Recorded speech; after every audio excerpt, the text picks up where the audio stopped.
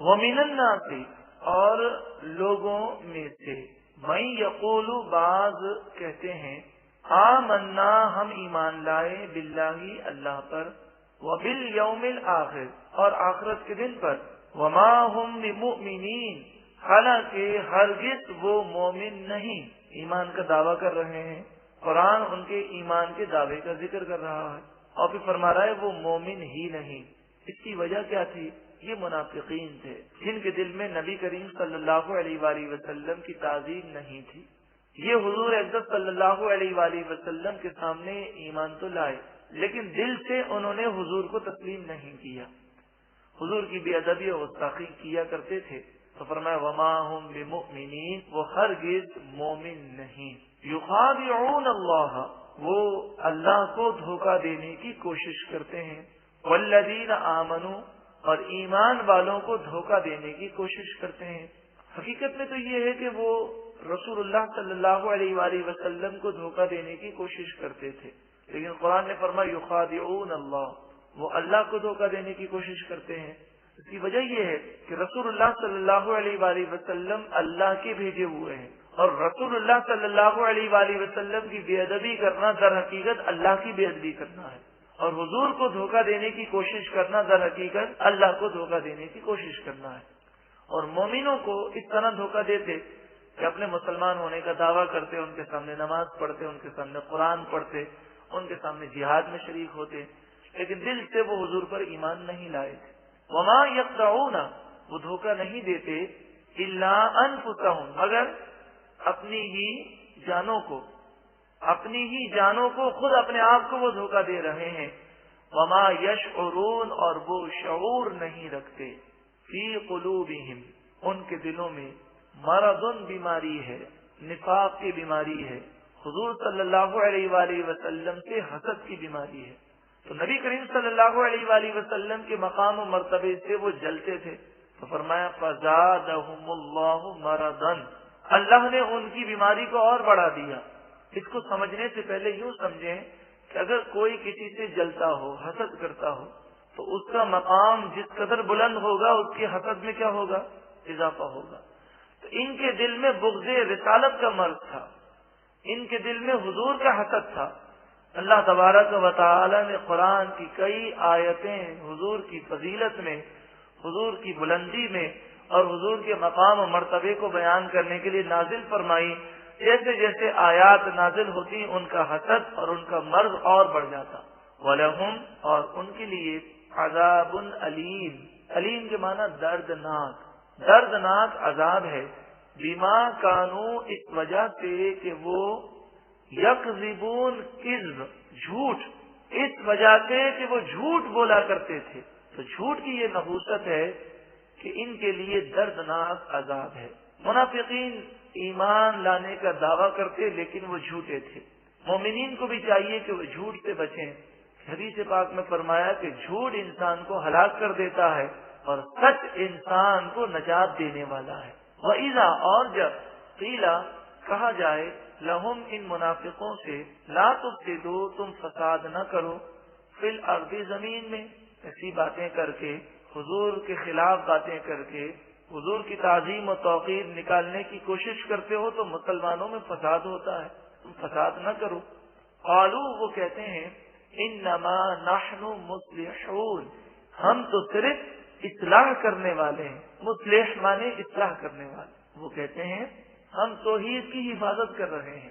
صحابہ کرام تعظیم میں بہت آگے بڑھ گئے ہیں تو ہم تو اصلاح کر رہے ہیں۔ مفسرین نے اس پر بڑی تفصیل لکھی ہے، صرف ہم مختصر سمجھ رہے ہیں۔ تو یہ فساد کر رہے ہیں، قرآن ان سے فرما رہا ہے کہ فساد مت کرو، لیکن کیا کہہ رہے ہیں؟ ہم تو اصلاح کر رہے ہیں۔ پتہ چلا ہر فسادی شخص یہی کہتا ہے کہ میں فساد کرنے والا نہیں بلکہ میں تو قوم کی اصلاح کر رہا ہوں۔ الا، سن لو، انہم، ہم، بے شک یہی لوگ، المفسدون، فساد کرنے والے ہیں، ولکن لا یشعرون، لیکن وہ شعور نہیں رکھتے، سمجھتے نہیں ہیں۔ وَإِذَا، اور جب قیل، کہا جائے، لہم، ان منافقوں سے، آمنو، ایمان لاؤ، کما، جیسا کہ آمن الناس، لوگ ایمان لائے، جیسا لوگ ایمان لائے ویسا تم بھی ایمان لاؤ۔ لوگ سے مراد یہاں صحابہ کرام ہے، ان سے کہا جاتا کہ صحابہ کرام کی طرح ایمان لاؤ، جیسے صحابہ کرام حضور سے محبت رکھتے ہیں، عشق رکھتے ہیں، تعظیم و توقیر کرتے ہیں۔ قالوا وہ کہتے انؤمن کیا ہم ایمان لائیں، کما جیسا کہ آمن السفہاء بے وقوف لوگ ایمان لائے، یعنی صحابہ کرام کو عشق و محبت کو تعظیم و توقیر کو وہ بے وقوفی قرار دیتے، کیا ہم ان بے وقوفوں کی طرح ایمان لائیں؟ اس سے یہ معلوم ہوا کہ صحابہ کرام کی توہین کرنا یہ منافقوں کا طریقہ ہے۔ الا سن لو انہم ہم بے شک وہی السفہاء بے وقوف ہیں، ولکن لا یعلمون لیکن وہ جانتے نہیں ہیں۔ وَإِذَا اور جب لَقُوا الَّذِينَ آمَنُوا لقو کے معنی ملاقات کریں، اور جب وہ ایمان والوں سے ملاقات کرتے ہیں قالوا وہ کہتے ہیں آمنا ہم ایمان لائے، وَإِذَا اور جب خلو وہ جدا ہوتے ہیں، خلوت میں ہوتے ہیں، خلو خلوت سے یاد رکھیں، جب وہ خلوت میں ہوتے ہیں جدا ہوتے ہیں، اِلَىٰ شَيَاطِینِہِمْ اپنے شیطانوں کے پاس، یہاں شیاطین سے مراد وہ منافقوں کے سردار ہیں جن کے عقیدے درست نہیں ہیں، ان کے پاس اپنے سرداروں کے پاس ہوتے ہیں، قالوا وہ کہتے ہیں انا معکم بے شک ہم تمہارے ساتھ ہیں، انما نحن مستہزئون ہم تو صرف مذاق کرتے ہیں، مسلمانوں کا مذاق اڑاتے ہیں، انہیں بے وقوف بناتے ہیں۔ اللہ تعالی یستہزئ بہم انہیں ان کے مذاق کی سزا دے گا، اس مذاق اڑانے کی سزا اللہ دے گا۔ یہاں پر بعض ترجمے غلط پائے جاتے ہیں، اللہ یستہزئ بہم کا ترجمہ نعوذ باللہ من ذالک یہ کیا جاتا ہے اللہ تعالیٰ ان سے مذاق کرتا ہے کہ استغفر اللہ، ٹھٹا کرتا ہے، ہنسی کرتا ہے، یہ تینوں ترجمے غلط ہیں۔ اللہ تعالیٰ ٹھٹا کرنے سے، مذاق کرنے سے اور ہنسی کرنے سے پاک ہے۔ اللہ یستہزئ بہم اللہ انہیں ان کے مذاق کی سزا دے گا، وَيَمُدُّهُمْ اور انہیں ڈھیل دیتا ہے۔ تو ابھی تو یہ دنیا کے اندر چل پھر رہے ہیں، سزا فوراً کیوں نہیں آتی؟ وَيَمُدُّهُمْ اور انہیں ڈھیل دیتا ہے، فِي طُغْيَانِهِمْ تاکہ وہ اپنی سرکشی میں یعمہون بھٹکتے رہیں۔ بلکہ مفسرین فرماتے ہیں کبھی کبھی کوئی اللہ کی نافرمانی کرتا ہے اور اللہ تعالیٰ اس سے ناراض ہو جاتا ہے تو اسے مزید ڈھیل دیتے ہوئے نعمتوں کی بارش کر دیتا ہے، تو وہ اور زیادہ سرکش ہو جاتا ہے۔ پھر جب اللہ تعالیٰ گرفت فرماتا ہے تو اللہ کے عذاب سے بچانے والا کوئی نہیں ہوتا، وہ انہیں ڈھیل دیتا ہے تاکہ وہ اپنی سرکشی میں بھٹکتے رہیں۔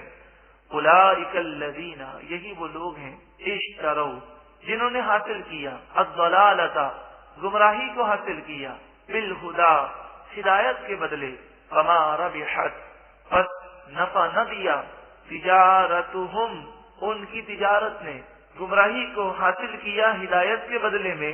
اس کے معنی یہ ہے کہ یہ مدینے میں تھے منافقین، حضور کے پیچھے نمازیں پڑھتے تھے، حضور سے اللہ کا کلام سنتے تھے، چاہتے تو ہدایت پر آ جاتے مگر انہوں نے ہدایت کو قبول نہ کیا بلکہ گمراہی کو حاصل کیا، تو یہ بہت خسارے کا سودا ہے۔ وما کانوا مہتدین اور وہ ہدایت یافتہ نہ تھے۔ مثلہم ان کی مثال کمثل جیسے مثال الذی اس شخص کی استوقد نارا جس نے آگ روشن کی، جنگل ویران میں کوئی شخص جب آگ کو روشن کرتا ہے تو اس کی مثال بیان کی گئی، جیسے مثال اس شخص کی جس نے آگ کو روشن کیا، فلما پس جب اضاءت ما حولہ پس جب اس کا ماحول اس کا ارد گرد اس آگ نے روشن کر دیا، رہب اللہ بنورہم اللہ ان کے نور کو لے گیا۔ اس آیت کریمہ میں منافقوں کی مثال سمجھائی گئی، سمجھنا چاہیں تو اس طرح سمجھیں کہ جب پہلے ذکر کیا گیا آگ جلانے والے تو اس سے مراد ہیں منافقین جنہوں نے اپنے ایمان کا اظہار کیا، پھر آگ کا بجھ جانا، اور رہب اللہ بنورہم اللہ تعالی نے انہیں نور سے، روشنی سے محروم کر دیا، اس سے مراد ہے نفاق کرنا، حضور کا بغض رکھنا۔ تو جب انہوں نے ایمان کا اظہار کیا، کلمہ طیبہ پڑھا، لا الہ الا اللہ محمد رسول اللہ صلی اللہ علیہ وآلہ وسلم، یہ کلمہ ایسا نور ہے کہ ظاہر اور باطن کو روشن اور منور کر دیتا ہے۔ تو ہونا تو یہ چاہیے تھا، یہ منور ہو جاتے، مگر بغض رسالت کی وجہ سے اس نور سے یہ محروم ہو گئے۔ اور ارشاد فرمایا وَتَرَكَهُمْ، اللہ نے انہیں چھوڑ دیا، فی ظلمات، اندھیریوں میں، لا یبصرون، وہ نہیں دیکھتے، انہیں اب کچھ نظر نہیں آتا، اب وہ بھٹک رہے ہیں، خود بھی گمراہ ہیں، دوسروں کو گمراہ کر رہے ہیں۔ صم، بہرے ہیں، بکم، گونگے ہیں، عمیٌ، اندھے ہیں۔ بہرے، گونگے، اندھے حقیقی معنوں میں نہیں ہے، یہاں مراد یہ ہے کہ اپنے کان سے وہ فائدہ نہیں اٹھا رہے، حق کو نہیں سنتے، حق کو نہیں دیکھتے، حق کے لیے زبان کو استعمال نہیں کرتے۔ صم، بہرے ہیں، بکم، گونگے ہیں، عمیٌ، اندھے ہیں، فہم، پس وہ، لا یرجعون، نہیں پلٹیں گے۔ جس طرح بہرا، گونگا، اندھا اگر راہ بھول جائے تو نہ دیکھ سکتا ہے، نہ کسی کی پکار سن سکتا ہے، نہ کسی کو یہ پوچھ سکتا ہے کہ راستہ کس طرف ہے، تو وہ بھٹکتا رہے گا۔ فہم لا یرجعون، اب وہ اسلام کی طرف لوٹ کر نہیں آئیں گے۔ او یا کصیب، جیسے مثال صیب کی، صیب تیز بارش، من السماء، آسمان سے، فیہ، جس میں، ظلمات، اندھیریاں ہیں، ورعد، اور کڑک ہے، وبرق، اور بجلی ہے۔ تیز بارش میں جہاں فوائد ہیں وہاں پر اس بات کا ڈر ضرور ہوتا ہے کہ کہیں بجلی نہ گر جائے۔ جب کڑک زوردار ہوتی ہے تو دل ہل جاتا ہے، اور تیز بارش میں اندھیرا بھی چھا جاتا ہے۔ تو جہاں بارش کے فوائد ہیں وہاں یہ تین چیزیں اس کے ساتھ ہیں۔ تو جہاں اسلام کے فوائد ہیں، جہاں اسلام کی برکتیں ہیں، وہاں آزمائشیں بھی ہیں۔ جہاد میں جانا پڑتا ہے، جان کا نذرانہ پیش کرنا ہے، مقابلے کے لیے گئے تو زخمی ہونا ہے، عزت کو داؤ پہ لگانا پڑتا ہے، اپنی اولاد کو داؤ پہ لگانا پڑتا ہے، کیونکہ جب انسان اسلام پر عمل پیرا ہوتا ہے تو جو لوگ اسلام کے دشمن ہیں وہ اس شخص کے بھی دشمن بن جاتے ہیں۔ تو اس طرح کے واقعات تو ہوتے ہیں۔ تو عقل مند، دانا اور سمجھدار وہ ہوتا ہے جو اس راہ میں پیچھے نہ ہٹے، بلکہ وہ جب اتنا بڑا مقام حاصل کرنے کے لیے چلا ہے، جنت کے حصول کے لیے چلا ہے، تو ان مشکلات کا مقابلہ کرے۔ منافقین کی ایک دوسری قسم تھی۔ پہلی قسم جو آیت نمبر 17 اور آیت نمبر 18 میں بیان ہوئی، یہ وہ قسم تھی جو پکے منافق تھے۔ اور او کصیب سے منافقین کی اس قسم کا بیان ہے جو شک میں مبتلا تھے، کبھی اسلام کی طرف مائل ہو جاتے، کبھی کفر کی طرف چلے جاتے، کبھی حضور کی تعظیم و محبت آتی اور کبھی پھر باتیں سن کے نبی کریم صلی اللہ علیہ وآلہ وسلم کے غستاخ بن جاتے۔ تو فرمائے ان کی مثال کیسے ہے؟ ان کی مثال ایسے ہے کہ جب تیز بارش ہوتی ہے تو اس میں مشکلات بھی آتی ہیں، تو وہ آزمائشیں دیکھ کر اسلام سے یہ لوگ منحرف ہو جاتے ہیں، اور جب انہیں اسلام کا فائدہ ملتا ہے تو بڑے خوش ہوتے ہیں۔ اس کی مزید تشریح اور تفسیر آگے کی گئی۔ یجعلون، وہ ڈالتے ہیں، اصابعہم، اپنی انگلیاں، فی آذانہم، اپنے کانوں میں، من الصواعق، کڑک کے سبب۔ صواعق اس کڑک اور اس بجلی کو کہتے ہیں جو چمکتی بھی ہے، شور بھی مچاتی ہے اور گر بھی پڑتی ہے۔ تو اس گرنے والی بجلی کے خوف سے یہ اپنے کانوں میں انگلیاں ڈالتے ہیں، حذر الموت، موت کے ڈر سے۔ لیکن جس طرح بارش میں کوئی شخص ہو کان میں انگلی ڈال دے تو کیا بجلی کے گرنے سے وہ بچ سکتا ہے؟ اسی طرح یہ منافقین بھی کچھ بھی کرنے اللہ کے غضب سے نہیں بچ سکیں گے۔ واللہ، اور اللہ تعالی، محیط، گھیرنے والا ہے، بالکافرین، کافروں کو۔ یکاد البرق یخطف ابصارہم، قریب ہے کہ یہ بجلی ان کی آنکھیں لے جائے، ہلاکت بالکل قریب آ گئی ہے۔ ان کا نفاق کا مرض اس قدر بڑھ گیا ہے، یہ بیماری ان کو تباہ کرنے والی ہے۔ کلما اضاء لهم مشوا فیہ، کلما، جب کبھی، اضاء، روشنی ہوتی ہے، لہم، ان کے لیے، مشوا فیہ، وہ اس میں چلتے ہیں۔ جب بھی فتوحات ملتی ہیں، جب بھی فائدہ ہوتا ہے تو اسلام پر چلنا شروع کر دیتے ہیں، کہتے ہیں اسلام تو بہت اچھا مذہب ہے۔ وَإِذَا، اور جب، أَظْلَمَ، اندھیرا چھا جائے، علیہم ان کے اوپر قاموا وہ کھڑے رہ جاتے ہیں. جب مشکلات آتی ہیں تو اسلام پر چلنا چھوڑ دیتے ہیں. اس کی مثال ہم اس طرح دے سکتے ہیں کہ بعض لوگ وہ ہوتے ہیں کہ نماز اللہ کی رضا کے لیے نہیں بلکہ اپنے مشکلات کے حل کے لیے پڑھتے ہیں. اب نماز پڑھنا شروع کریں اور مشکلات حل ہو جائیں تو نماز پڑھتے رہتے ہیں, اور اگر نماز پڑھنا شروع کریں اور مشکل جیسی ہو ویسی ہی رہے تو بسا اوقات وہ بد نصیب نماز کو چھوڑ دیتے ہیں اور کہتے ہیں مجھے تو کوئی فائدہ نظر نہیں آتا, وظیفہ پڑھنے کا کوئی فائدہ نظر نہیں آتا. یہ سوچ غلط ہے. ہم نماز پڑھتے ہیں, اللہ کی عبادت کرتے ہیں اللہ کی رضا کے لیے. ہاں وہ اپنے کرم سے اس نے جب کرم فرمایا تو انشاءاللہ جب وہ راضی ہو جائے گا تو ہم سب کا بیڑا پار ہو جائے گا. وَلَوْ شَاءَ اللَّهُ اور اگر اللہ تعالی چاہے لَذَهَبَ بِسَمْعِهِمْ وَأَبْصَارِهِمْ ان کے کان بھی لے جائے اور ان کی آنکھیں بھی لے جائے. اللہ تعالی چاہے تو ان کے کان بھی لے جائے اور ان کی آنکھیں بھی لے جائے. یعنی اللہ تعالی منافقوں کو تباہ کرنا چاہے تو وہ کر سکتا ہے. تو منافق یہ نہ سمجھیں, کافر یہ نہ سمجھیں, دشمنان اسلام یہ نہ سمجھیں کہ اللہ تعالی نعوذ باللہ من ذالک کچھ نہیں کر سکتا. آزمائش ہے, امتحان ہے. ملائیشیا سے ایک بھائی تشریف لائے تو وہ مجھے بتا رہے تھے کہ آج ملائیشیا میں کئی ایسے مسلمان کہلانے والے ہیں جو نام نہاد مسلمان ہیں, دین سے بہت دور ہیں, بہت ماڈرن ہو گئے ہیں, بکواس کرتے ہیں. ان کا کہنا تھا کہ میں نے کئی عیسائیوں کو مسلمان کیا ہے اور کئی مسلمانوں کو سیدھا کرنے کی کوشش کی ہے. آج کل ملائیشیا میں انہوں نے ایک سوال پیدا کیا ہے, ویئر از گاڈ, خدا کہاں ہے؟ نعوذ باللہ من ذالک. اس سوال کا پس منظر کیا ہے؟ وہ کہتے ہیں فلسطین میں ہم پٹ رہے ہیں, عراق میں ہم پٹ رہے ہیں, افغانستان میں ہم پٹ رہے ہیں, کشمیر میں ہم پٹ رہے ہیں, پوری دنیا میں مسلمان مار کھا رہے ہیں, ہم خدا کو ماننے والے ہیں. نعوذ باللہ من ذالک. وہ یہ سوال کرتے ہیں کہ اللہ تعالی ہماری مدد کیوں نہیں کرتا؟ کہ استغفر اللہ. تو یہ نادانی ہے. اول تو ہمارے گناہ ہیں جن کی وجہ سے یہ آزمائش آئی. اول تو ہم قرآن سے دور ہو گئے جس کی وجہ سے یہ مصیبتیں ہیں. ہم بے حیائی, فحاشی, عریانی, بے پردگی میں مبتلا ہو گئے. ہم مسلمانوں میں سے اکثریت بے نمازی ہے, اکثریت قرآن سے دور ہے. اصل وجہ تو یہ ہے. اور دوسری طرف کافروں کو اگر بظاہر کچھ غلبہ بھی مل جائے تو یہ ہماری آزمائش اور ان کو ڈھیل ہے. اللہ تعالیٰ جو چاہے کر سکتا ہے لیکن اس کی حکمت ہے, اس کی مشیت ہے. اس طرح کے سوالات اپنے ذہن میں پیدا کرنا اور لوگوں سے پوچھنا یہ بہت بڑی بے باکی ہے. اللہ تعالیٰ ہم سب کے ایمان کی حفاظت فرمائے. قرآن مجید فرقان حمید میں ہر پیدا ہونے والے سوال کا جواب موجود ہے.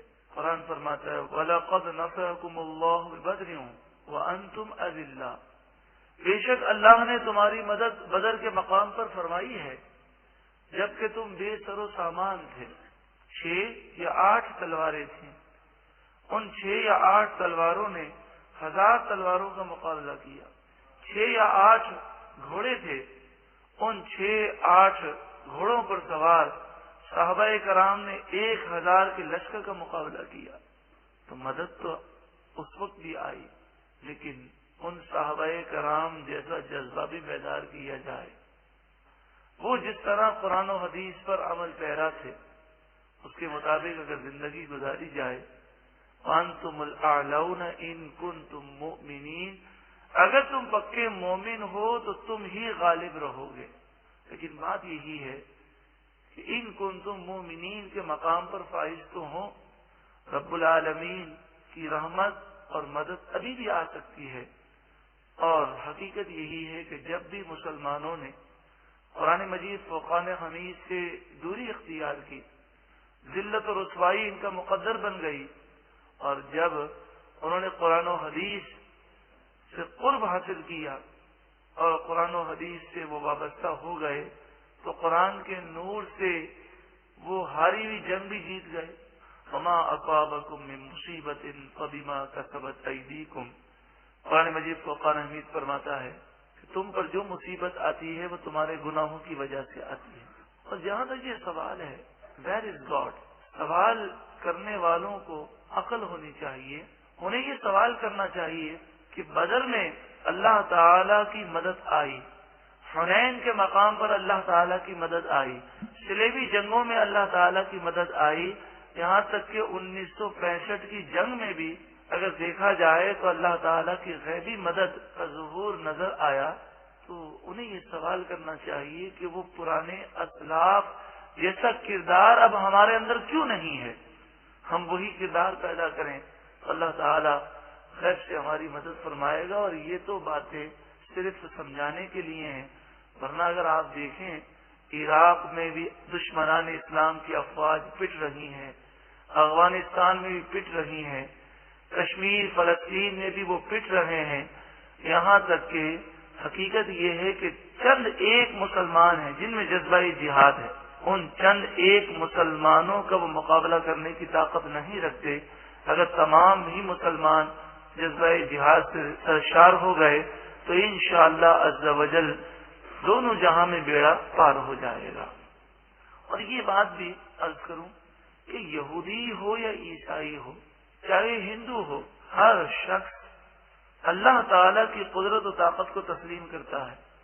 ایسی بات کہنے والے یہ صرف مسلمانوں کو کنفیوز کرنا چاہتے ہیں، ورنہ وہ بھی جانتے ہیں کہ یہودیت ہو کہ عیسائیت ہو، کہیں بھی اللہ تعالیٰ کی قدرت کو چیلنج نہیں کیا جاتا، سب اللہ تعالیٰ کی طاقت اور قدرت کو تسلیم کرتے ہیں۔ وَلَوْ شَاءَ اللَّهُ لَذَهَبَ بِسَمْعِهِمْ وَأَبْصَارِهِمْ، اگر اللہ تعالیٰ چاہے تو ان کے کان بھی لے جائے، ان کی آنکھیں بھی لے جائیں، یہ کافر، یہ منافق، یہ دشمنان اسلام ایک قدم بھی نہ چل سکیں، مگر اللہ تعالیٰ کی حکمت ہے، اس نے ڈھیل دی ہے۔ تم اللہ تعالیٰ کو مجبور مت سمجھنا، بے بس مت سمجھنا۔ ان اللہ علی کل شیء قدیر، بے شک اللہ ہر چاہت پر قادر ہے، وہ جو چاہے کر سکتا ہے۔ وہ رب العالمین جب ابابیل جیسے معمولی چھوٹے پرندوں سے وقت کی سپر پاور کو پھوسا بنا سکتا ہے، تو وہ چاہے تو امریکہ اور جو بھی حکومتیں اگر اسلام کے خلاف کھڑی ہوں تو وہ چاہے تو سب کچھ کر سکتا ہے۔